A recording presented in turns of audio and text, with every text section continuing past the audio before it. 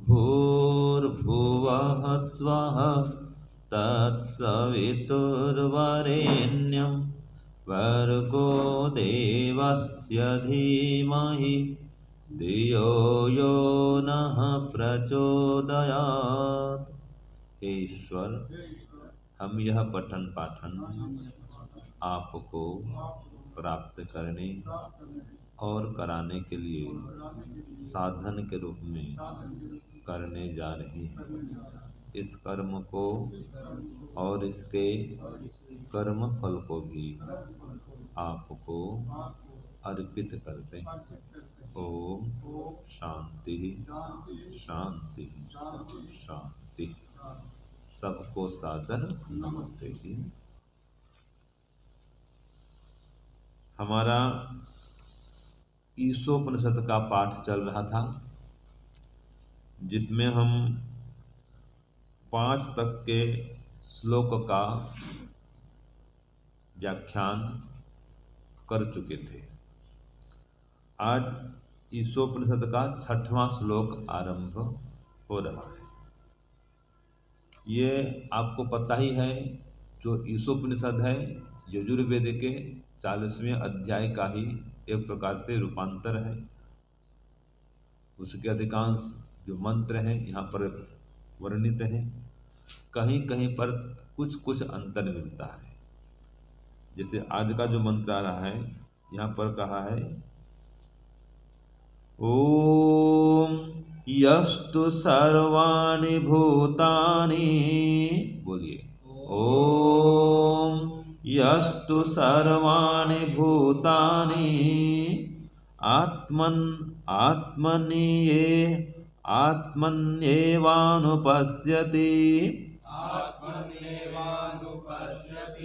सर्वभूतेषु चात्मानं ततो न विजुगुप्सते। तो यहाँ पर जहाँ सर्वाणि भूतानि आत्मनि एव अनुपश्यति है। अब हम वहाँ का हमारा अभ्यास क्या है? आत्मन्नेव अनुपश्यति। वहाँ पर वेद में क्या था? आत्मन्नेव। यहाँ पर क्या है? आत्मनि एव। ये अंतर दोनों देखो।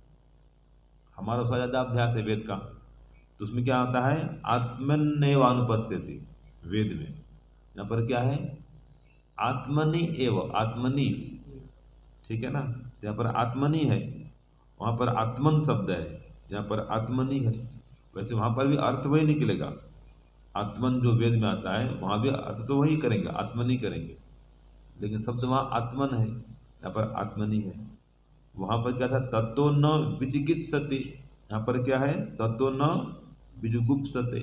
ये अंतर है वेद और उपनिषद में। तो इसमें कहा यस्तु सर्वाणि भूतानि, जो सारे भूतों को, 5 महाभूत, कौन कौन से होते 5 महाभूत जी? हाँ जी बोलिए पद्मनाभ जी। पृथ्वी, जल, वायु, हाँ अग्नि, वायु, आकाश, ये 5 महाभूत। और ऐसे जितने चेतन प्राणी हैं ये भी भूत कहलाते हैं। सभी चर और अचर प्राणियों के अंदर में नहीं, इन चर अचर प्राणियों को आत्मनि एवं अनुपस्थिति, आत्मा में देखता है। यहाँ पर आत्मा माने परमात्मा, लिख लीजिए। यहाँ पर आत्मा शब्द किसके लिए आया है? परमात्मा के लिए आया है। तो इन समस्त प्राणियों को किसके अंदर देखता है? परमात्मा के अंदर देखता है। और किस प्रकार देखता है? अनुपश्यति, गहराई से, बारीकी से देखता है। यह अर्थ तो उपनिषद का है। और स्वामी जी क्या लिखते हैं? स्वामी दयानंद जी, अनुपश्यति का अर्थ कि योगाभ्यास पूर्वक देखता है। जिसकी व्याख्या करेंगे तो ज्ञान कर्म उपासना पूर्वक देखता है। यह स्वामी जी का अर्थ है। विद्या धर्म और योगाभ्यास करने के पश्चात ध्यान की दृष्टि से देखता है। यह अर्थ किसका है? स्वामी दयानंद का। और यहाँ पर कहा बारीकी से, गहराई से देखता है। तो ये शब्द में है अनुवीक्षण, ठीक है। अनुवीक्षण करता है, मैंने विशेष कर देखता है, वही आ जाएगा। ध्यान की दृष्टि से देखता है, वो भी यहाँ पे वही अर्थ आ जाएगा। तो विशेष करके गहराई से अर्थात ध्यान की दृष्टि से देखता है, और विद्या धर्म और योगाभ्यास करने के पश्चात देखता है। जो कहा है ज्ञान कर्म उपासना सहित देखता है। तो इस प्रकार जो समस्त भूतों को परमात्मा के अंदर देखता है और ज्ञान कर्म उपासना पूर्वक देखता है, अर्थात गहराई से देखता है, ठीक है, वह किसी प्रकार का पाप नहीं करता है।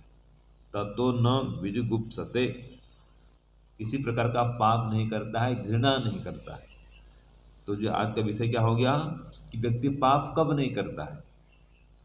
हाँ जी, व्यक्ति कब पाप नहीं करता है, तो उत्तर क्या मिलेगा, जब समस्त प्राणियों को ईश्वर के अंदर डूबा हुआ देखता है, ठीक है ना, और ध्यान की दृष्टि से देखता है, विद्या धर्म योगाभ्यास पूर्वक देखता है, तो योगाभ्यास से युक्त जीवन बनाता है।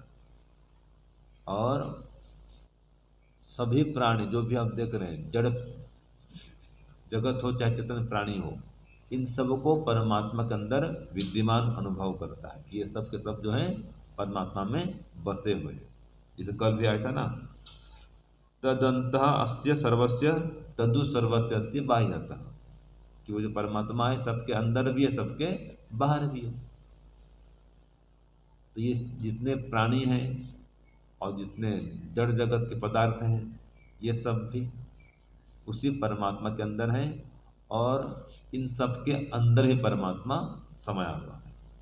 तो इन सब को परमात्मा के अंदर जो देखता है, योगाभ्यास पूर्वक देखता है, वो पाप से बच जाता है, घृणा भी नहीं करता है, पाप भी नहीं करता है, अपितु सबकी रक्षा चाहता है, रक्षा करना चाहता है, सबका कल्याण चाहता है, सबको सुख देना चाहता है, सबके साथ प्रेम पूर्वक व्यवहार करता है।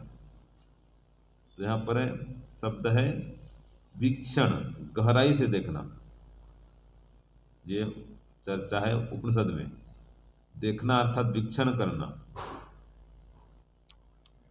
अनुपस्थिति का अर्थ है यहाँ पर कर रहे हैं, अनुवीक्षण करना, एक एक वस्तु में अंदर से देखना कि वो उसमें है। हर वस्तु में परमात्मा है और हर वस्तु को परमात्मा के अंदर देखना, यह है अनुवीक्षण। और चिंतन करना हो तो है कि नहीं है इसका परीक्षण करना, चिंतन करना, जिसको बोलते हैं निधिध्यासन करना, कि हर वस्तु के अंदर परमात्मा है कि नहीं है, चिंतन करो, निर्णय करो।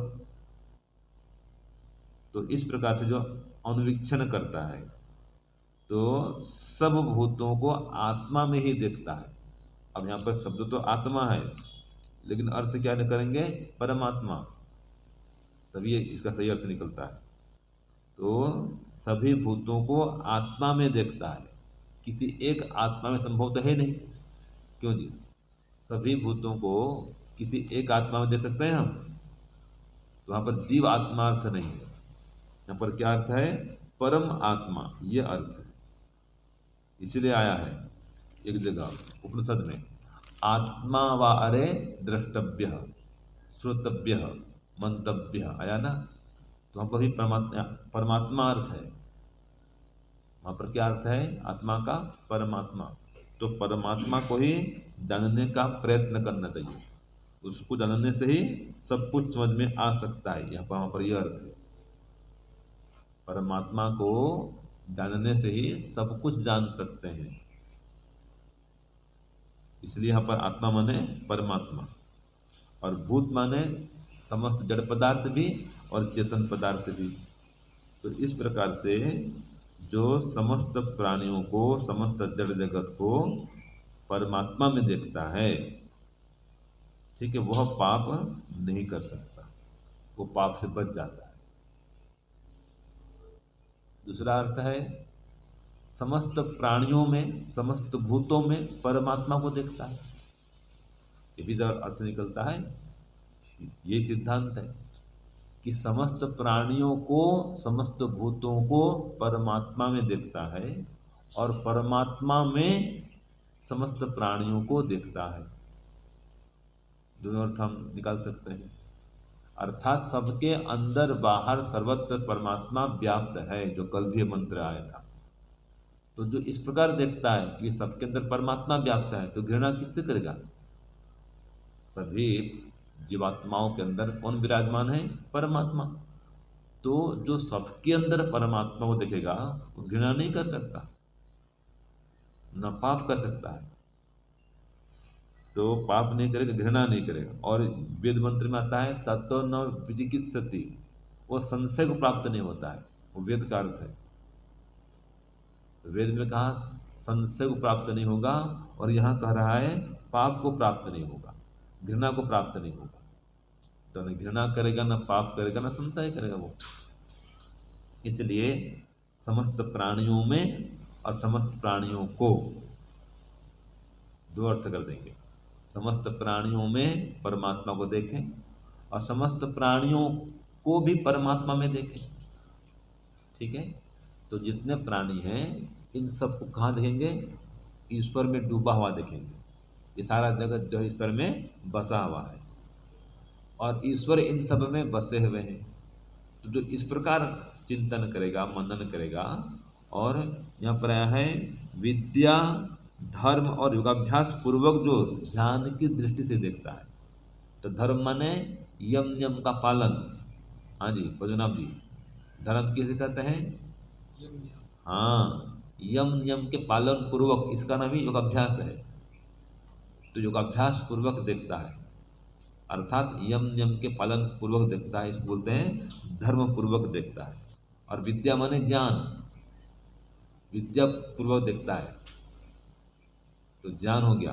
धर्म माने कर्म हो गया, योगाभ्यास माने उपासना। तो ज्ञान कर्म उपासना सहित देखता है, यह है विद्या धर्म और योगाभ्यास पूर्वक देखता है। तो वेद में विद्या धर्म और योगाभ्यास पूर्वक कहा गया है, जिसका अर्थ होता है ज्ञान कर्म और उपासना पूर्वक, और ध्यान की दृष्टि से देखता है। तो इस प्रकार जो देखेगा वो संशय को प्राप्त नहीं होगा, या किसी से घृणा नहीं करेगा, या कभी पाप नहीं करेगा। तो पाप से बचना हो तो क्या करेंगे? एक तो सबके अंदर परमात्मा को देखेंगे, ठीक है, और ये सब भी परमात्मा के अंदर है ये देखेंगे। तो जो व्यक्ति सबके अंदर परमात्मा को देखेगा और सबको परमात्मा में डूबा हुआ देखेगा, वो पाप नहीं कर सकता।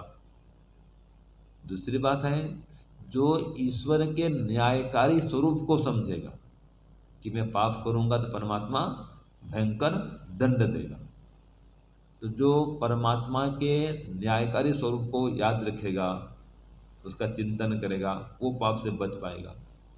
दूसरा एक उपाय है, जो हमेशा मृत्यु को देखेगा, याद रखिए, वही पाप से बच पाएगा कि ये शरीर छूटने वाला है, और जो भी कर्म कर रहे हैं परमात्मा सबका हिसाब रख रहा है। अगर पाप करेंगे तो दंड देगा, अगला जन्म कुत्ता बिल्ली बनाएगा, क्योंकि मृत्यु निश्चित है। तो जो व्यक्ति मृत्यु को देखता है कि शरीर छूटेगा, मृत्यु होगी, और मृत्यु पश्चात फिर नया जन्म फिर होगा, अगर पाप किए रहेंगे तो अगला जन्म मनुष्य का नहीं मिलेगा। और मृत्यु समय जो पाप है वो भयंकर लगता है, याद रखिए। मृत्यु समय भयंकर दुखदायी कौन होता है? पाप। वो अंदर अंदर आपको संतप्त करता है, आपको परेशान करेगा, बेचैन करेगा, दुख देगा। स्वयं का किया हुआ जो पाप कर्म है वह अंतिम काल में, मृत्यु काल में बहुत ही दुख देता है, बेचैन करता है। और स्वयं का किया हुआ जो पुण्य कर्म है, दान है, सेवा है, परोपकार है, ये उसमें सुख देता है। इसलिए पुण्य कर्म बढ़ाएं, पाप कर्म को नष्ट करें। जो जितना अधिक ईश्वर की भक्ति करता है वो अंत काल में उतना सुखपूर्वक शरीर का त्याग करता है, ईश्वर से जुड़कर शरीर का त्याग करता है। और जो जीवन भर ईश्वर से दूर रहता है, ईश्वर को भूला हुआ रहता है, वो अंतिम काल में ईश्वर से जुड़ करके शरीर त्याग नहीं कर सकता। ये नियम है। संस्कार ही नहीं बनाया उसने, तो संस्कार नहीं बनाया तो फिर होगा नहीं। समय होगा तो भी आप जप ध्यान नहीं कर सकते, ईश्वर चिंतन नहीं कर सकते, संस्कार नहीं। इसलिए जो पाप से बचना चाहते हैं, ईश्वर का चिंतन करें, मृत्यु का स्मरण करें, आत्मा को नित्य समझें कि अगला जन्म फिर होगा। पाप करेंगे तो परमात्मा दंड देगा, तो परमात्मा के न्यायकारी स्वरूप का चिंतन करें। और अभी जो इसमें कह दिया कि समस्त प्राणियों के अंदर परमात्मा को देखें और समस्त प्राणियों को परमात्मा के अंदर देखें, और भाव निकालें कि परमात्मा सर्वांतर्यामी है, सर्वज्ञ है। मैं जो भी कर रहा हूं सबको परमात्मा देख रहे हैं। ठीक है, तो इसका एक गीत मैंने पहले बनाया था, 2 कड़ी सुनाऊं आपको। ऐ मानव विश्वास कर ले, ईश्वर कह रहे हैं इसमें, ऐ मानव विश्वास कर ले, कर्म फल का मैं दाता हूँ। ऐ मानव विश्वास कर ले, कर्म फल का मैं दाता हूँ। जिसने जैसा कर्म किया है वैसा ही फल देता हूँ। ऐ मानव विश्वास कर ले। तो जिसने जिसने जैसा कर्म किया है वैसा ही फल देता हूँ, ये परमात्मा कहते हैं।